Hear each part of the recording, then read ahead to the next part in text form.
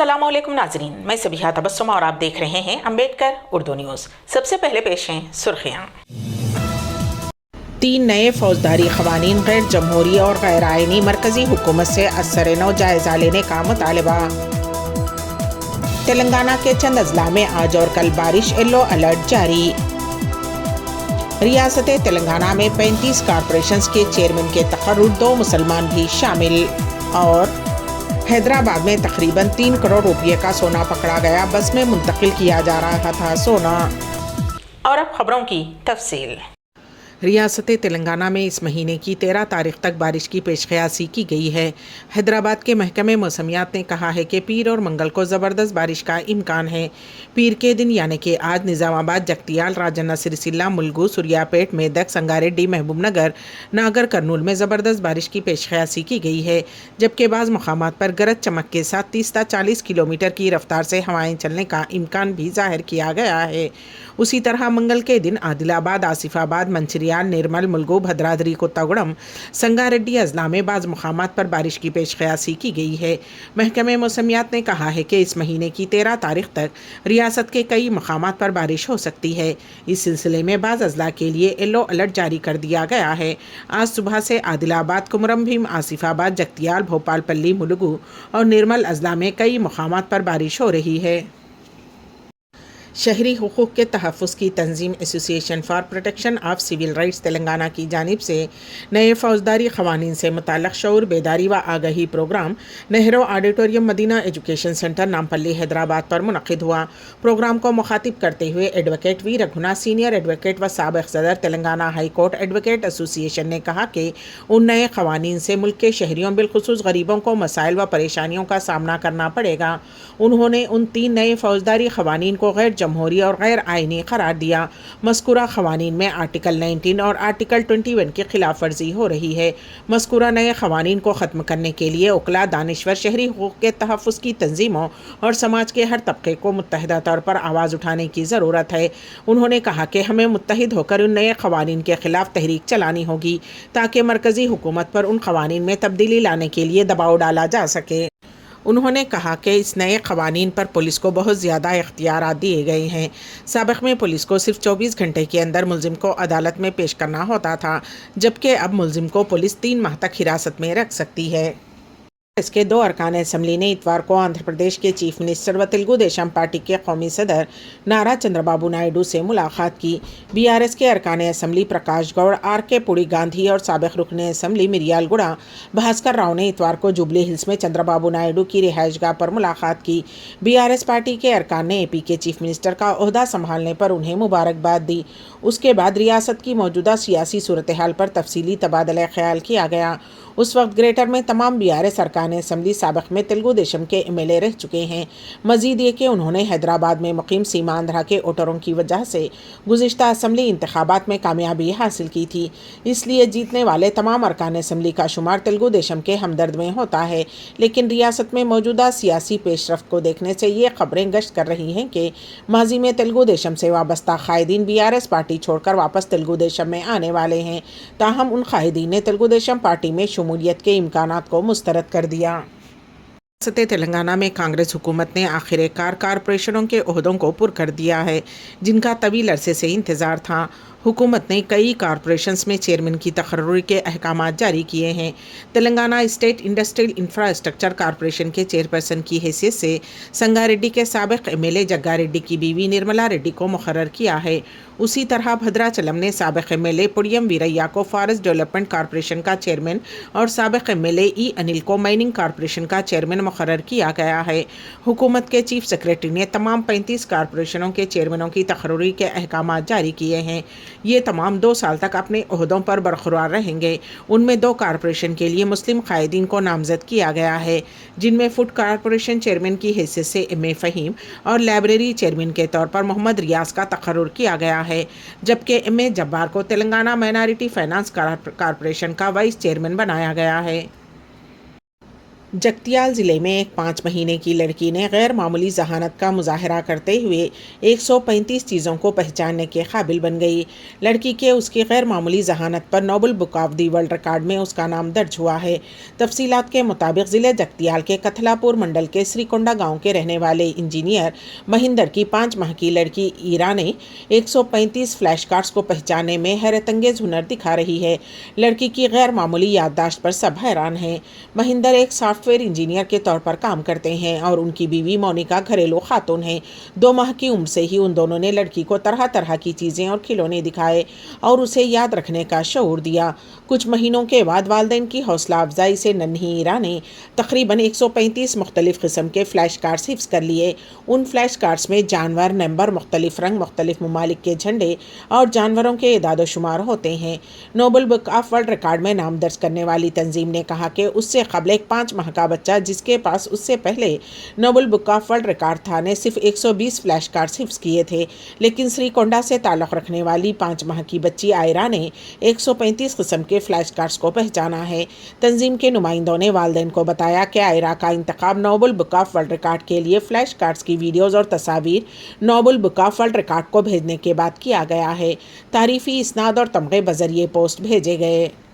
Directorate of revenue intelligence کے عہدیداروں نے حیدرآباد میں بڑی مقدار میں سونا ضبط کیا ہے۔ حکام نے اتوار کو بتایا کہ ضبط کیے گئے سونے کے کھلے عام مارکیٹ میں قیمت 2.9 کروڑ روپے تک ہوگی۔ حکام نے یہ سونا کولکتہ سے حیدرآباد ایک بس میں لے جانے کے دوران پکڑا۔ D R I Hyderabad zonal unit کے عہدیداروں نے بتایا کہ سونا 4 کلو گرام تک ہے۔ حکام نے اسے خفیہ اطلاع پر پکڑ لیا اور 2 افراد کو حراست میں لے لیا گیا ہے اور ان سے پوچھ تاچھ کی جا رہی ہے۔ دونوں افراد کے بارے میں کہا گیا ہے کہ وہ کپڑوں میں سونا اسمگلنگ کرتے تھے۔ کل 3982.25 گرام سونا ضبط کیا گیا ہے۔ بتایا جاتا ہے کہ کسٹم ایکٹ کے تحت 2 افراد کے خلاف مقدمہ درج کیا گیا ہے۔ راجستھان کے دوسا ضلع میں ایک طالب علم اسکول میں چلتے ہوئے گر گیا۔ اسکول کا عملہ طالب علم کو ہاسپٹل لے گیا تو ڈاکٹرز نے اسے مردہ قرار دے دیا۔ 10ویں جماعت کے طالب علم کی موت دل کا دورہ پڑنے کی وجہ سے ہوئی ہے۔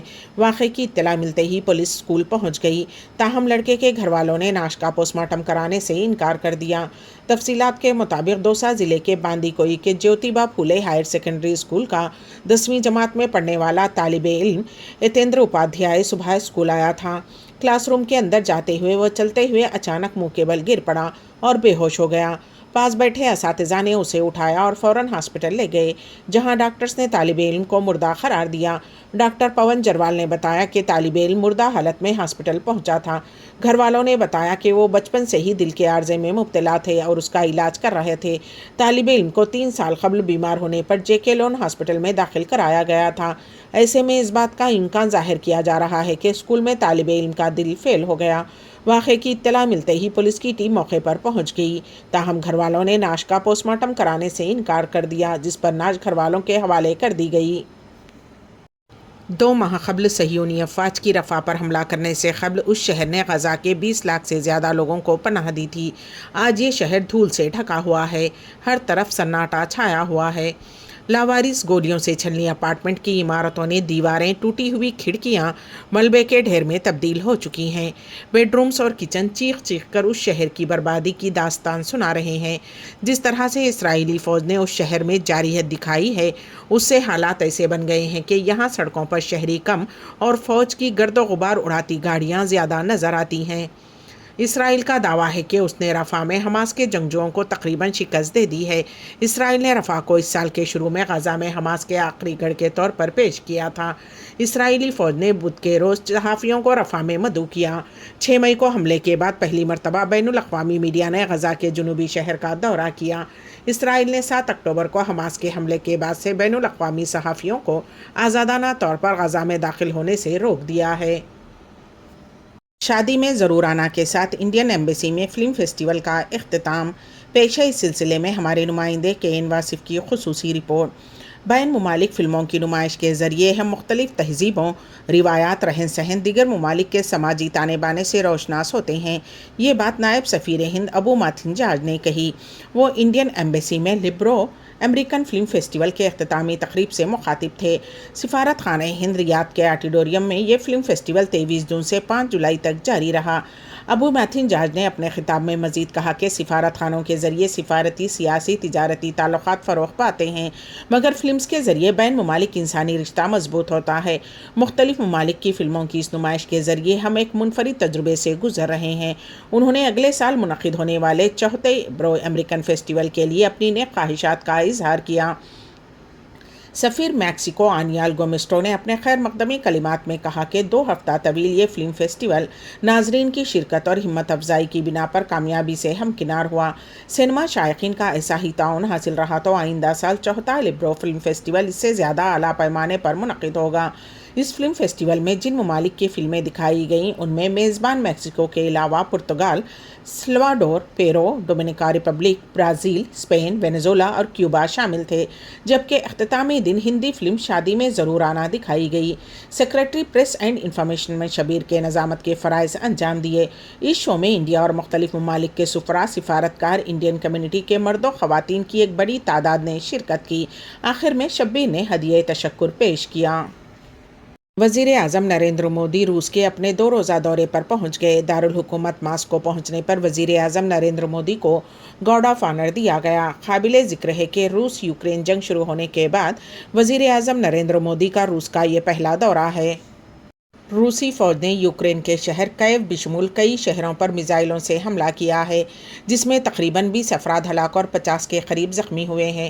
حکام کے مطابق روس نے سب سے پہلے یوکرین کے دارالحکومت کیف میں واقع بچوں کے ہاسپٹل کو نشانہ بنایا، جس میں کم از کم 7 افراد ہلاک ہو گئے، جبکہ وسطی یوکرین کے شہر میں کیے گئے ایک دوسرے حملے میں کم از کم 10 افراد ہلاک ہوئے ہیں۔ بزم آئینہ سخن انڈیا کی جانب سے 62واں تحریری ردیفی و طرحی مشاعرہ منعقد کیا گیا، جس کی صدارت مشہور و معروف شاعر و ادیب تنویر پھول نے انجام دی، جبکہ نقابت کے فرائض رئیس اعظم حیدری کولکتے نے بحسن خوبی انجام دیے۔ اس موقع پر مہمان خصوصی میں احمد ندیم مورسنڈوی کٹھیار، کمال میرا پوری سیوان، شارق اعجاز عباسی دہلی شریک بزم رہے۔ مشاعرے کے لیے ایک مصرع اور ردیف آج دیے گئے تھے۔ اس موقع پر جن شعراء نے اس محفل میں شرکت کی اس میں تنویر پھول امریکہ، احمد ندیم مورسنڈوی کٹھیار، رئیس اعظم حیدری کولکتہ، انعام الحق کلٹی، ڈاکٹر ممتاز منور پونے، کمال میرا پوری سیوان، شارق اعجاز عباسی دہلی، سبطین پروانہ کٹھیار، ڈاکٹر شگفتہ غزل بریلی، سبطین پروانہ، رضا باری اظہر و دیگر شامل ہیں۔ امبیڈکر اردو نیوز کے اختتام سے قبل دوبارہ سرخیوں پر ایک نظر۔ 3 نئے فوجداری قوانین، غیر جمہوری اور غیر آئینی، مرکزی حکومت سے ازسر نو جائزہ لینے کا مطالبہ۔ تلنگانہ کے چند اضلاع میں آج اور کل بارش، یلو الرٹ جاری۔ ریاست تلنگانہ میں 35 کارپوریشنز کے چیئرمین کے تقرر، 2 مسلمان بھی شامل۔ اور حیدرآباد میں تقریباً 3 کروڑ روپے کا سونا پکڑا گیا، بس میں منتقل کیا جا رہا تھا سونا۔ اسی کے ساتھ ہی امبیڈکر اردو نیوز یہیں پر اختتام پذیر ہوتی ہیں، تو دیجیے گا سبیحہ تبسم کو اجازت۔ اللہ حافظ۔